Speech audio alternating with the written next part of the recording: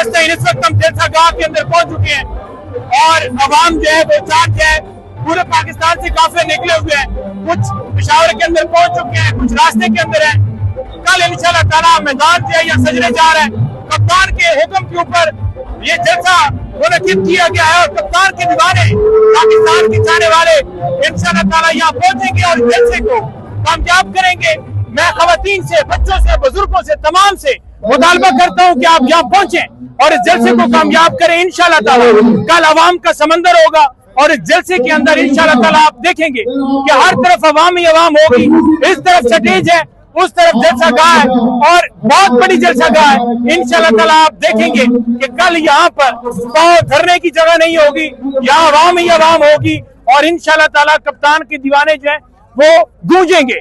आपने निकलना है, इस मुल्क की खातिर निकलना है, बुनियादी इंसानी हकूक की जो खिलाफवर्जी हो उसके खिलाफ निकलना है, आपने डेमोक्रेसी के लिए निकलना है, अपने लीडर कप्तान इमरान खान की कॉल के ऊपर निकलना है, आपने निकलना है पाकिस्तान की आजादी के लिए, हकीकी आजादी के लिए, चोरों के खिलाफ, जुल्म के खिलाफ, जबर के खिलाफ, पाकिस्तान में अमन के लिए, पाकिस्तान की बेहतरी के लिए, पाकिस्तान की खुददारी के लिए आपने पहुंचना है।